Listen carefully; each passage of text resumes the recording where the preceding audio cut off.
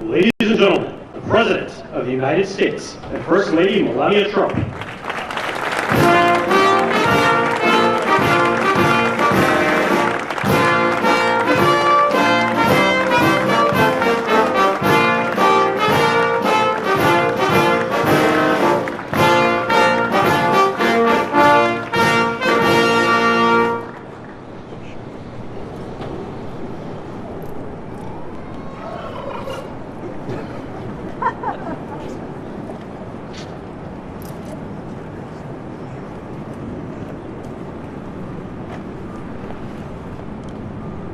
Thank you very much, and I hope you like our new beautiful patio with matching stone to the White House. If this were grass today, you'd be sinking into the mud like they've done for many years. You would be very unhappy. Please, thank you very much. This was a big day. It's a pardon day for a very important beast. On behalf of the First Lady and the entire Trump family, I want to wish all Americans a very, very happy Thanksgiving. It's a great time of the year, and our country is doing really well, economically, like we've never done before. Today, we continue a time-honored American tradition. Well, that's a well-trained turkey. See how happy he is? In a few moments, I will grant a full, absolute, and unconditional presidential pardon to two handsome Thanksgiving turkeys. And this is their lucky day. This is a lucky day for them. But before going any further, I want to make an important announcement, because you remember last year, after a thorough and very rigorous investigation by Pam Bondi and all of the people at the Department of Justice, the FBI, the CIA, the White House Counsel's Office, and the Department of Everything. We have a Department of Everything. You know what that is? I think that's called the White House. Into a terrible situation caused by a man named Sleepy Joe Biden. He used an auto pen last year for the turkey's pardon. So I have the official duty to determine, and I have determined, that last year's turkey pardons are totally invalid. As are the pardons of about every other person that was pardoned, other than, where's Hunter? No, Hunter's was good. That was the one pardon, Pam, that was good, right? The rest of them are all invalid. I don't know what the hell you're going to do about that, but that's, now we're going to take a little of the joking. That is a mess. But they're hereby null and void. The turkeys known as Peach and Blossom last year have been located, and they were on their way to be processed, in other words, to be killed. But I have stopped that journey, and I am officially pardoning them, and they will not be served for Thanksgiving dinner. We saved them in the nick of time. This one has plenty of time, but they were saved in the nick of time. We're thrilled to be joined today by Vice President J.D. Vance, Second Lady Usha Vance, their daughter Mirabelle, and along with Attorney General Pam Bondi, Secretaries Marco Rubio, Scott Bassett, Pete Hegseth, Brooke Rollins, Howard Lutnick, Linda McMahon, Scott Turner, Administrator Lee Zeldin, who's done a great job. A nuclear power plant gets approved in less than a week. Okay? I'm only kidding, but pretty close to that. And we have more. Where's Lee? Stand up, Lee. One of my great superstars. Thank you. It used to take 20 years before you got rejected when you put in an application. Now we're doing them in a matter of weeks, right? And that's why we have the biggest plants anywhere in the world. We're leading in AI. We're leading in everything. Our auto plants are pouring back into our country. Where do you see the jobs coming with them? But many of them are under construction, but Lee's done a great job in getting those approvals. I appreciate it very much. FBI Director Kash Patel has been very busy doing a great job. Also, thank you, Kash. Along with members of, see, you got a follower, Kash. Along with members of Congress, and in particular, I want to mention Jason Smith and David Rozier. Where are those two guys? Come on, stand up, fellas. What good people. Jason knows more about the tax code than any living human being. He knows so much, we don't even want to hear about it, right? Too complicated. We're going to make it a simpler code. But we did in the great big beautiful bill. It was just passed. your imprints all over that, and it's amazing. The biggest tax cuts in the history of our country for middle-income people. The biggest tax cuts in the history of our country for middle-income people, and the biggest jobs bill ever passed. And nobody thought we could get that one done. I'm glad. And we actually put 4 years, actually probably 8 or 10 years, but we put 4 years worth of material into one great, big, beautiful bill. So that worked out very well, and I want to thank everybody for working on it. JD, that was a great, you know, we were going to do it in small bills. We're going to have 18 bills and do it along the process. I'm glad, Scott, that we got it done, because dealing with these Democrats, I think that was all one shot. But we have it all in one great, big, beautiful bill. Thanks as well to the chairman of the National Turkey Federation and the CEO of Butterball. That's a big deal. Jay Jandren. Where's Jay? Thank you. Stand up, Jay. Thank you very much. Along with his wife, Leslie, and their 3 children, as well as the farmer who raised these 2 magnificent birds, Travis Pittman, and Wayne County, North Carolina. I won Wayne County by a lot. That means you had to vote for Trump, I think. I won by 92%. I like Wayne County. They're doing all right, right? And this is like a record-setting turkey that's going to be saved. The turkeys being pardoned today go by the names of Gobble and Waddle. When I first saw their pictures, I thought we should send them, well, I shouldn't say this. I was going to call them Chuck and Nancy. But then I realized I wouldn't be pardoning them. I would never pardon those 2 people. I wouldn't pardon them. I wouldn't care what Melania told me. Darling, I think it would be a nice thing to do. I won't do it, darling. These are 2 of the largest turkeys ever presented to an American president, over 50 pounds each. It's the largest we've ever had. And those are big turkeys. Are they as good as the normal-sized turkey? Better or as good? Do they tend to be a little fatty, maybe? No, he said no. He knows the turkey business. Anyway, despite their size, Secretary Kennedy has formally certified that these are the first ever Maha turkeys. I don't know if I agree with that. These are Maha. In other words, they could be fat, but they're still Maha. They've been fattened on a steady diet of grass, beef, to allow the smoothies and all of the other things that they've been eating for this occasion. This was a really big occasion. But they've eaten every fattening food that you can eat. We wanted to really make them special, and they really are. They're like record-setting. I've never seen a turkey that big before. Are they violent at all? Will they attack as I walk over?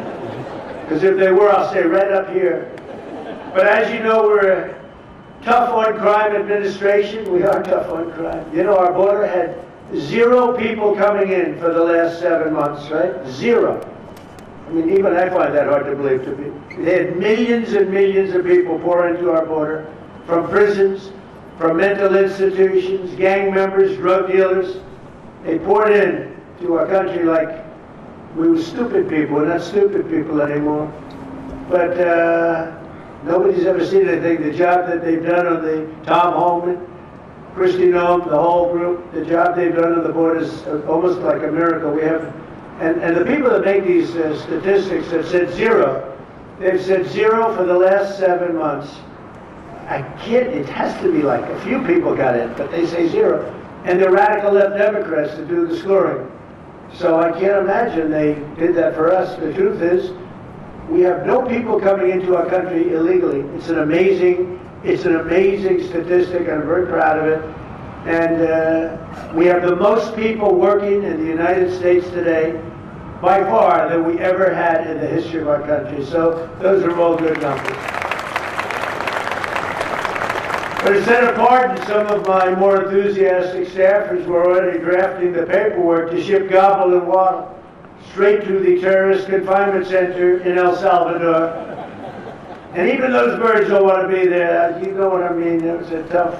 I'd like to thank the president of that country. They do a rather efficient job. It's going to be the largest prison in history. I've never seen anything like it. And a lot of people are behaving on our streets now. You know, Washington, D.C. is considered a safe zone.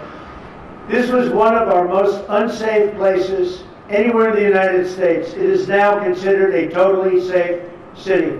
I won't tell you about murders. We're having murders, like a lot of murders. on a weekly basis.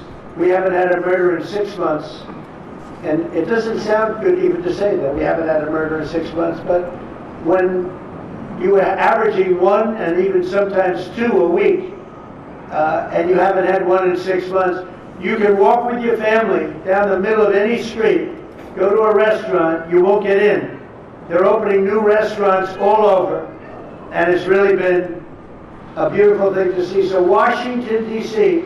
is now a totally safe city, and a year ago it was a criminal mess. We removed, Pam, 1,700 people, career criminals, and people that came to this city from Venezuela and many other places. They were let out of prisons and they came here. There were Tren de Aragua, a lot of Tren de Aragua, that's from Venezuela. And we got them all the hell out of our country, or they're in prisons now. And you can walk down any street in Washington and you're going to be just fine. And I want to thank the National Guard. I want to thank Pete Hegseth. The job you've done here is incredible. And I hear you having the same kind of success in Memphis, Tennessee. We had an even worse situation. And Memphis crime is down 64% in 3 weeks. And by the time you have 4 or 5 weeks, you're going to have it down almost where there won't be crime. And we could do that in Chicago, by the way, if they would let us. If the mayor was a low IQ person, but he should understand this. This is a very serious thing. You saw all the crime that took place last night, the night before. The woman with the burning, they burned the woman. They'll be talking about that now. They burned this beautiful woman riding in a train. A man was arrested 72 times. 72 times, think of that. And they'll let him out again. The liberal judges will let him out again. But we're ready to go. You know, we've been moving toward Chicago. We have a governor that thinks it's wonderful that only like 7 people were killed this week. But we are moving toward doing it. We're going to, if crime gets, it's horrible what's happening in Chicago. We could make Chicago a safe city in a period of 4 weeks. In a period of 8 weeks, 9 weeks, 10 weeks, it would be totally safe. And the people of Chicago want us to go there. And if you look at the crime that's taken place in Chicago in the last 2 weeks, just take a look. It's on the front page of every newspaper. It's out of control. The mayor is incompetent, and the governor is a big fat slob. He ought to invite us in, say, please make Chicago safe. We're going to lose a great city if we don't do it quickly. Make Chicago. We'll do the same thing as we did in D.C., the same thing as we did everywhere we've gone. It's become almost instantly safe. And I want to do it in Chicago. So Governor Pritzker, if you're listening, let's get your act together. Invite us in. We're going to make your place so safe. You're not going to have these crimes that are making the newspapers and the front page of every newspaper, and television story, news story. We'll make Chicago a safe place very quickly. I looked at the various cases, granting mercy, discovering that the terrible trauma that everyone's going through. And I had a little bit of a Pritzker joke. I was going to talk about Pritzker in size, but when I talk about Pritzker, I get angry because he's not letting us do the job. So I'm not going to tell my Pritzker joke. They have a very cute little joke, you know. Some speechwriter wrote some joke about his weight. But I would never want to talk about his weight. I don't talk about people being fat. I refuse to talk about the fact that he's a fat slob. I don't mention it. On a more serious note, as we gather around the dinner table, I'd like to lose a few pounds too, by the way. And I'm not going to lose it on Thanksgiving, I can tell you that. Because I'm going to have a turkey, but it's not going to be that one. I hope all Americans will have the chance to enjoy the fellowship of family and friends and renew our faith in God's providence. 1 year ago, we were a dead country 1 year ago. The King of Saudi Arabia said it to me actually 4 months ago when I was in Saudi Arabia, Qatar, UAE. He said, you know, 1 year ago, the United States was a dead country, and now you've got the hottest country anywhere in the world to do. We're the hottest country. We have $18 trillion being invested as of now. We're not even close to being 1 year. The most ever was $2 trillion for a certain country I won't name during the last administration. In 4 years, they had less than $1 trillion being invested in the country. In 9 months, we have over $18 trillion. It's a number that nobody has ever even thought possible. And that's in building plants and building so many things, investments in our country. Nobody's ever seen anything like it. But we have more people working. We have more people praying. The churches are coming back. I don't know if you've been reading that story, but religion is coming back to America. Some people say, oh, why would you mention that? To me, that's a big deal. And this Thanksgiving, we're also making incredible strides to make America affordable again. Walmart announced that the cost of their standard Thanksgiving meal is 25% lower than just 1 year ago. That's a big deal. According to the USDA, the price of Thanksgiving turkey is down 33% from its bite era highs. Potatoes are down 13%. Ham is down 15% compared to last Thanksgiving. So we are down to a level that we haven't seen in a long time. Egg prices are down 86% since March. And gasoline will soon be hovering around $2 a gallon.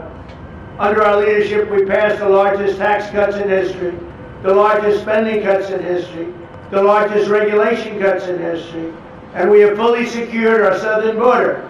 I've also ended 8 wars in 9 months, and we're working on that final war. It's not easy, but I don't know. I think we're going to get there. 25,000 soldiers, Ukraine, Russia. In the last month, 25,000 soldiers have died.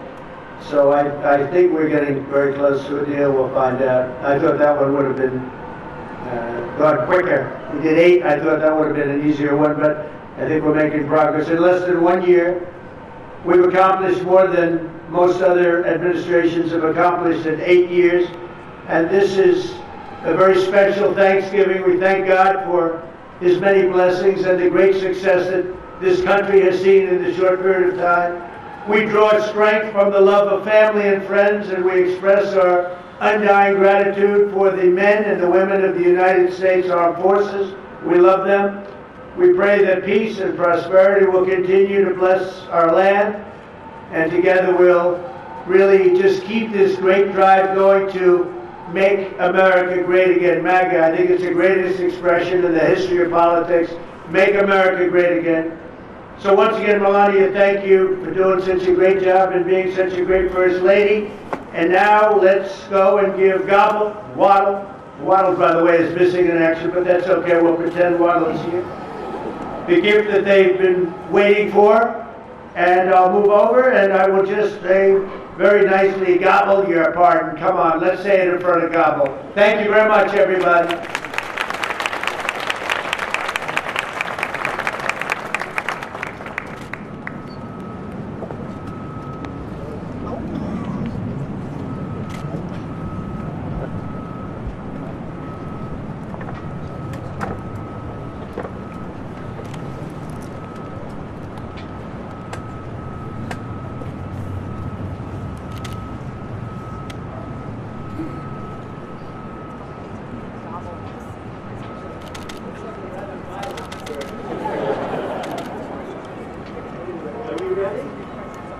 Gobble, I just want to tell you this very important. You are hereby unconditionally pardoned.